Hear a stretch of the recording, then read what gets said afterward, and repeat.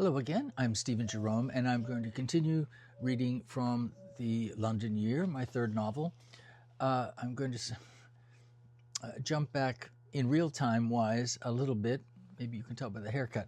But anyway, this is part 24, and we're talking about the Coleherne, the gay pub in London, the only major gay pub in London. This is London in the early 1970s. Terry Gaines is the protagonist. With the Coleherne so near, I had a readily accessible sex life if I wanted it. Mostly I didn't. I certainly enjoyed hanging with the boys, having a few pints of bitter, some minor flirting. But if Carlos and the guys were out, I loved having the flat to myself to read, write, and listen to music. Bert was happy going out, getting drunk, and screwing around. But Carlos went out with a mission. He was looking for a boyfriend. One night he brought home a Dutch tourist named Peter. He was lean, mid-20s, and handsome in a bookish way, with dark hair and intense dark eyes. Being Dutch, he spoke perfect English with a very pleasing accent. I was in the kitchen when they came in, so we all sat down for a cup of tea. I had Naked Lunch open on the table, which I'd found on the bookshelf in the living room. I was slowly plodding through the pages of block print, waiting for the point. But the book caught Peter's attention. He was familiar with Burroughs, likened his writing to abstract art that was beyond liking or disliking, but to appreciate for its cultural timing and conceptual audacity. This sparked a conversation about art in general, which quickly left Carlos on the periphery.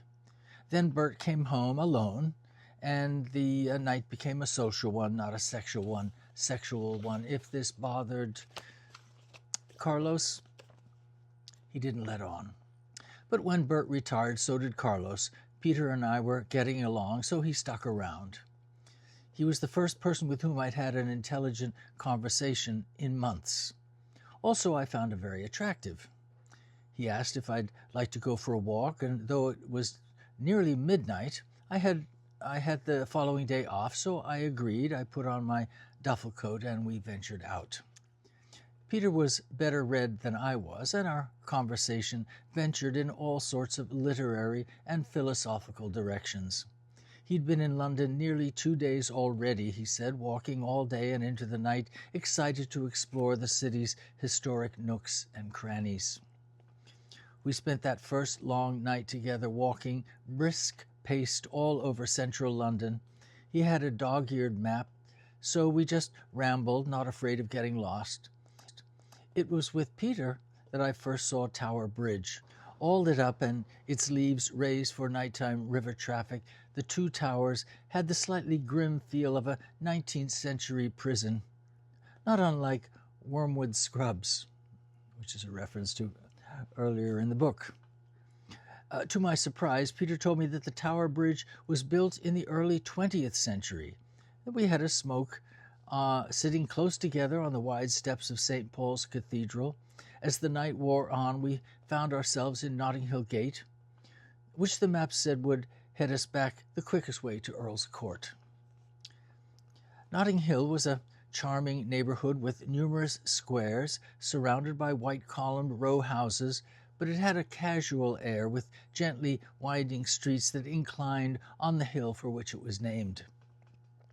One narrow road, described as a walk on the map, had high brick walls on either side that led directly into Holland Park. It must have been a back entrance, because at the far distant end of the path we could see the park's main gate.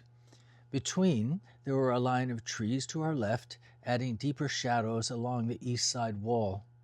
It didn't take us long before we realized that the shadows were alive.